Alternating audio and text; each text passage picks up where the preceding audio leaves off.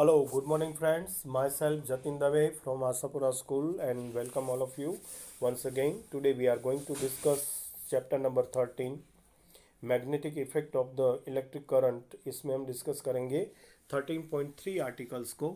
Force on a current carrying conductor in a magnetic field. We have learned that the electric current flowing through the conductor produce a magnetic field.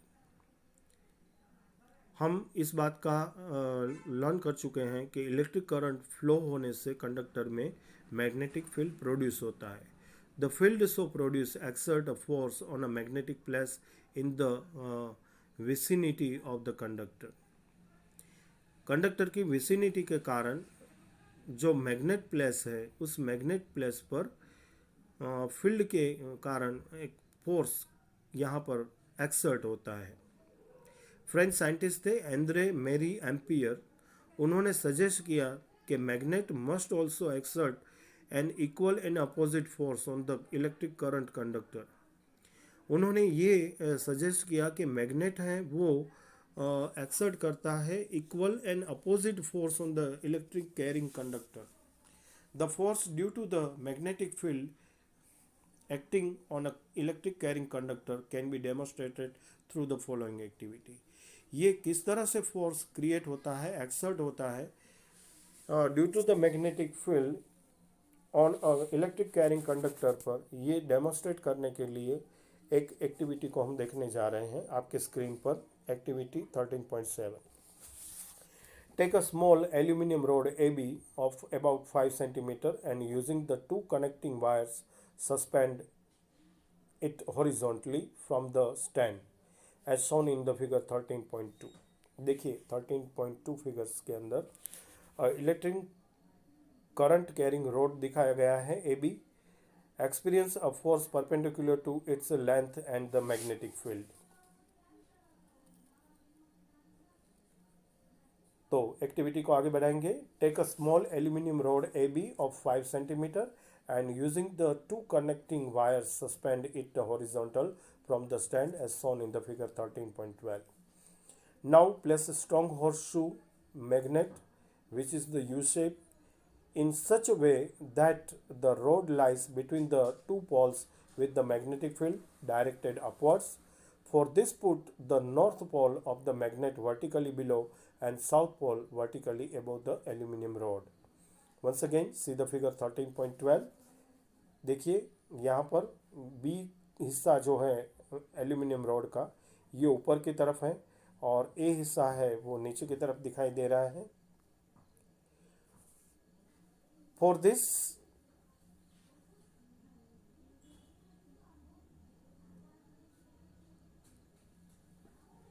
Put the north pole of the magnet vertically below.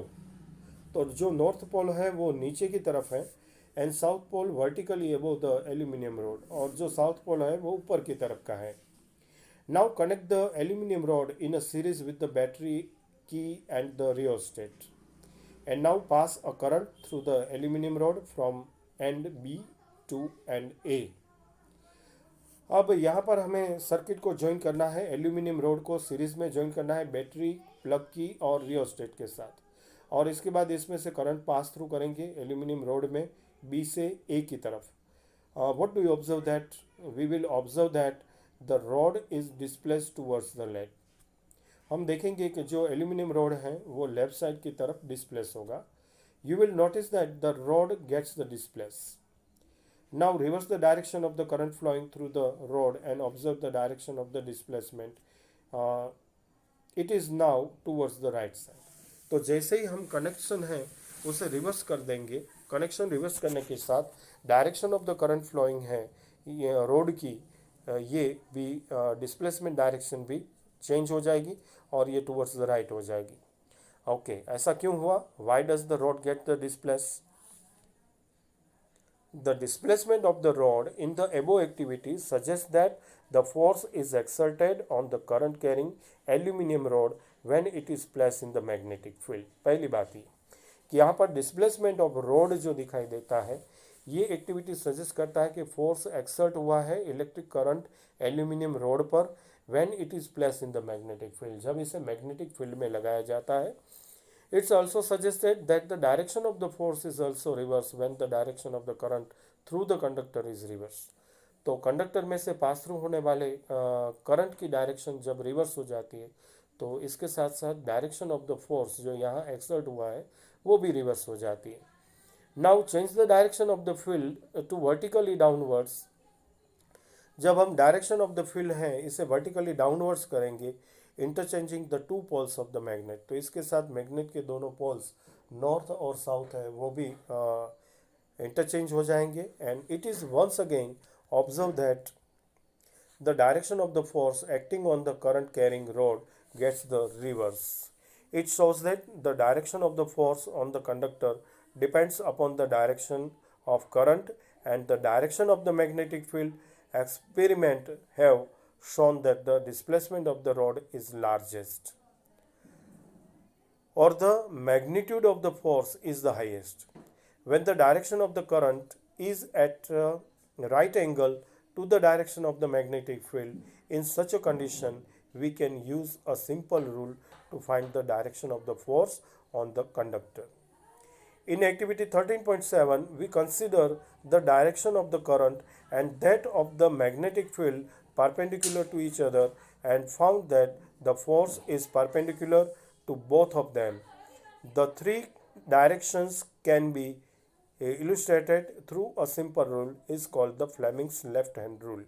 According to this rule, stretch the thumb, forefinger and middle finger of your left hand and such that they are mutually perpendicular according to the figure number 13.3.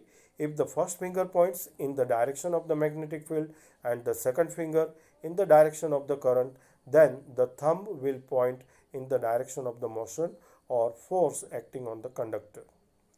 Devices that use the current carrying conductor and magnetic field include electric motor, electric generator, loudspeaker, microphones and measuring instruments. तो जो हमने यहाँ पर Fleming's rules की discuss की, इसके आधार पर अलग अलग डिवाइसेस बनाई जाती हैं जिस डिवाइस में हम यूज़ करते हैं कंडक्टर करंट कैरिंग कंडक्टर्स को और मैग्नेटिक फील्ड जो कि इंक्लूड हैं इलेक्ट्रिक मोटर्स के साथ इलेक्ट्रिक जनरेटर, लाउडस्पीकर, माइक्रोफोन और मेजरिंग इंस्ट्रूमेंट में ये दिखाई देता है. तो इसके बाद नेक्स्ट फ्यू सेक्शन हम डिस्कस करेंगे इस प्रकार के इलेक्ट्रिक मोटर और जनरेटर के बारे में.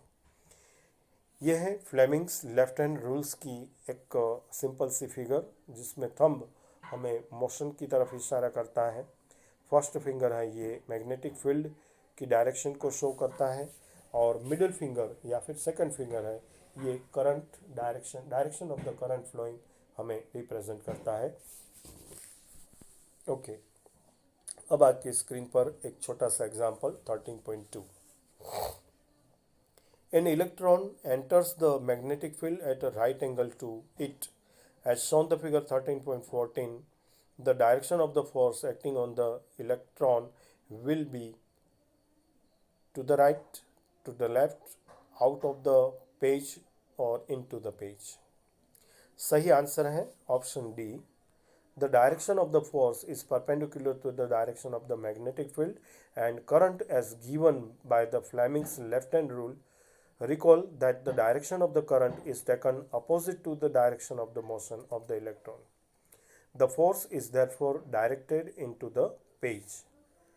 अब आपके लिए होमवर्क आपके स्क्रीन पर जो कि आज के इस टॉपिक के साथ आपको इसे कंप्लीट करना होगा. इस वीडियो के आखिर में एक इंफॉर्मेशन शेयर करना चाहेंगे आपसे. मैग्नेटिज्म इन द मेडिसिन के क्षेत्र में मतलब कि स्वास्थ्य संबंधी क्षेत्र में मैग्नेटिज्म का उपयोग किस तरह से होता है. An electric current always produce a magnetic field. Even weak ions current that travel along the nervous cells in our body and produce magnetic fields. When we touch something our nerves carry an electric impulse to the muscles we need to use. This impulse produces the temporary magnetic field, and these fields are very weak and are about 1 billion of the Earth magnetic field. Two main organs in the human body where the magnetic field produced is significant are the heart and the brain. The magnetic field inside the body forms the basis of the obtaining the impulses of the different body parts. This is done using the technique called magnetic resonating imaging is called the MRI. Analysis of these images helps in medical diagnosis, and magnetism has that got the important use in medicines. तो ये थी जानकारी। आप जानते हैं कि कुछ असाध्य रोगों में डॉक्टर के द्वारा सजेस्ट किया जाता है MRI को, और MRI जो कि हार्ट और दिमाग संबंधी जो कुछ भी कॉम्प्लिकेशंस होती है इसे क्लियर करने में बहुत ही हेल्पफुल होती है, ख़ास करके मेडिकल डायग्नोसिस के लिए। तो इसमें किस तरह से मैग्नेटिज्म का काम होता है ये जानकारी आपके सामने थी। इस वीडियो में सिर्फ यहाँ तक। आगे के वीडियो में हम कुछ डिवाइसेस देखने जा रहे हैं। सबसे पहले देखेंगे इलेक्ट्रिक मोटर के बारे में, लेकिन तब तक के लिए आपका धन्यवाद करते हुए thank you very much and bye bye.